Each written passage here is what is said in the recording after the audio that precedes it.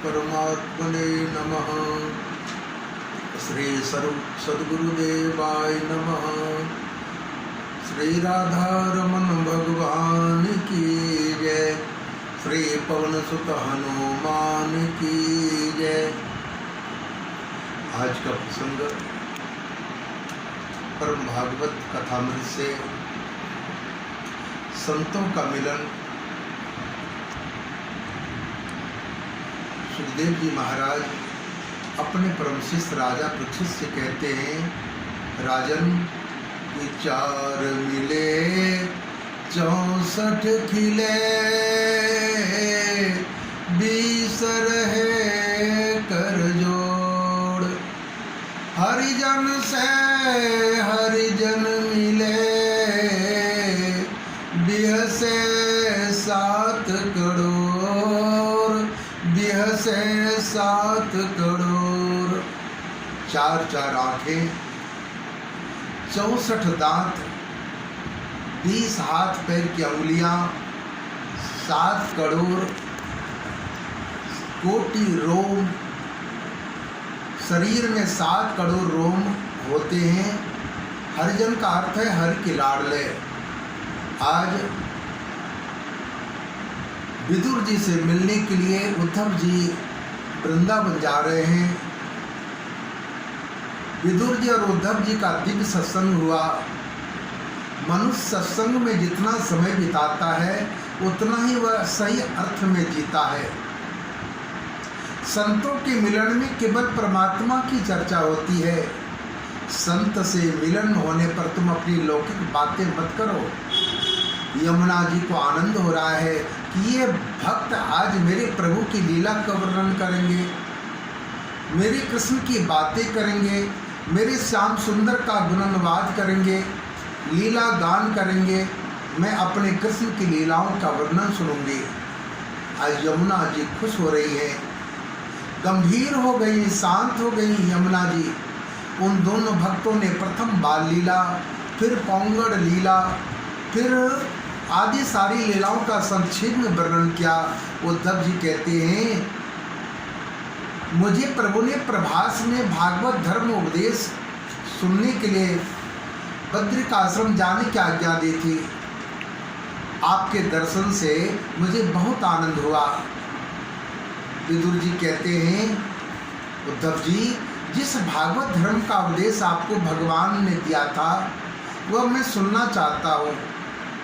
मैं जाति हूँ और कर्महीन हूँ, किंतु आप जैसे वैष्णव के दया के सागर होते हैं। भगवान ने थोड़ी सी कृपा तो मुझ पर की थी और मेरी इच्छा पूर्ण करें आप।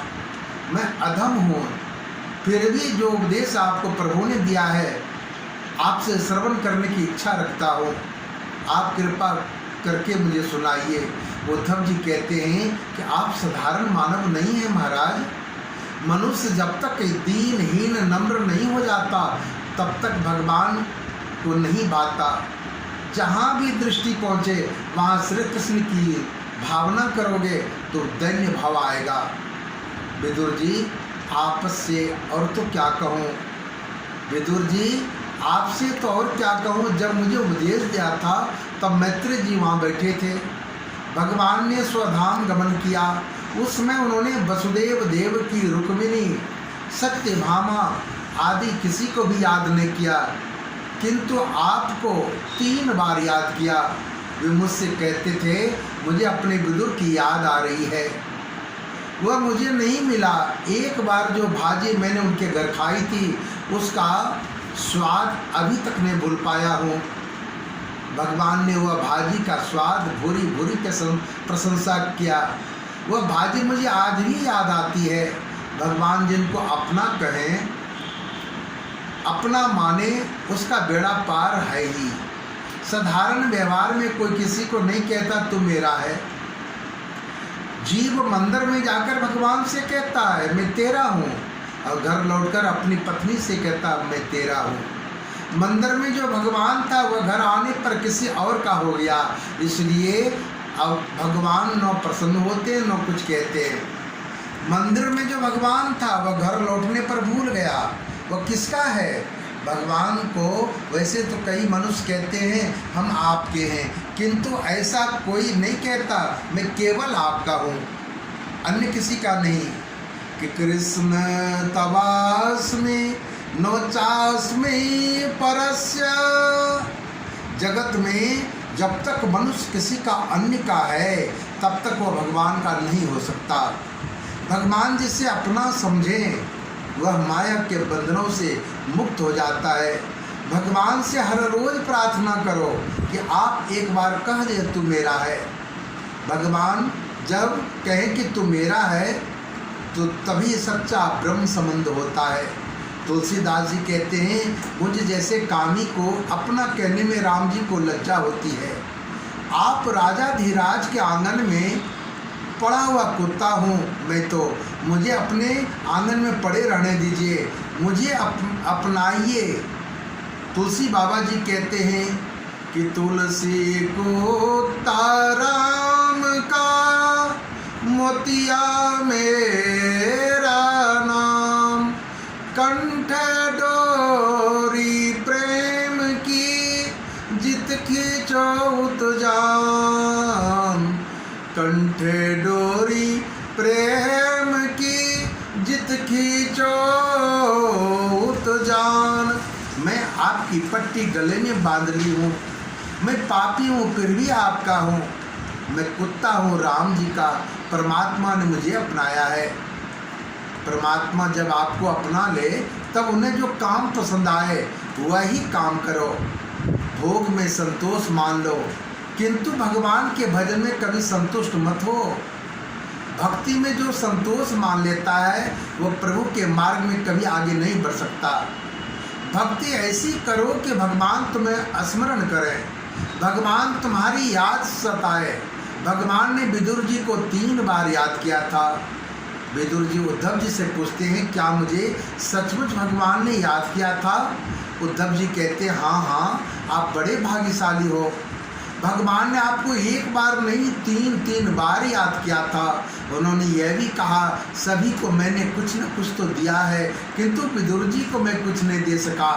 इसलिए मैत्रेय जी को उन्होंने आज्ञा दी कि तू विदुर जी तुमसे मिले तो उन्हें इस भागवत धर्म का ज्ञान देना। इस बात को सुनकर विदुर जी की आंखों में अश्रुधारा बह निकली और प्रेम से विह्वल होकर रो पड़े कि आत्मनम च कुरु श्रेष्ठ कृष्णेन मनम संक्षेपितं ध्यायन् गते भागवते रुरोध प्रेम विह्वल। परम भक्त उद्धव जी के मुख से भगवान के प्रशंसनीय कार्यों की बात तथा प्रभु के अंतर्धान होने की समाचार सुनकर परम धाम जाते समय प्रभु ने मुझे याद किया, ऐसा जानकर उद्धव जी चले जाने से विदुर जी प्रेम विह्वल होकर रोने लगे। उद्धव जी बद्रिका आश्रम गए और विदुर जी मैत्रेय ऋषि के आश्रम में जाने के लिए निकले। यमुना जी ने कृपा करके विदुर जी को भक्ति का दान दिया। यमुना जी ने नवधा भक्ति दी। ज्ञान और वैराग्य के बिना भक्ति दृढ़ नहीं होती और सफल भी नहीं होती। ज्ञान और वैराग्य का दान गंगा जी करती हैं। विदुर जी गंगा के किनारे मैत्रेय ऋषि के आश्रम में आए और गंगा जी की बड़ी महिमा है। विदुर जी ने गंगा जी में स्नान किया। गंगा जी के किनारे ये पत्थर भाग्यशाली हैं, क्योंकि मैत्रेय ऋषि जैसे ऋषियों के चरण उन्हें स्पर्श लाभ हुआ है। इन पत्थरों पर वैष्णवों के चरण रज गिरती रहती हैं। विदुर जी सोच में डूबे हैं कि मैं जाति हीन हूँ, तो पर भी मुझे भगवान याद करते, मुझे मैत्रेय ऋषि उपदेश देंगे या नहीं। मैं जातिहीन हूँ किंतु कर्महीन नहीं हूँ, मैं पापी हूँ, अधम हूँ, किंतु परमात्मा ने मुझे अपनाया है। अतः मैत्रेय ऋषि मुझे अवश्य उपदेश देंगे। भक्ति मार्ग की श्रेष्ठता यही है कि जब तक परमात्मा का प्रत्यक्ष मिलन न हो पाए तब तक मुक्ति ऐसा ही मानता है, और ऐसे दोष के कारण मिलन नहीं हो रहा है। भक्ति से दैन्य की उत्पत्ति होती है और ज्ञान मार्ग में योगी ब्रह्मरूप होने लगता है, किंतु अभिमान आने के कारण बहुतों का पतन भी हो जाता है। आश्रम में आकर विदुर जी ने मैत्रेय जी को साष्टांग प्रणाम किया। बोलो जयकारा श्री राधा रमन भगवान की जय, साचे दरबार की जय।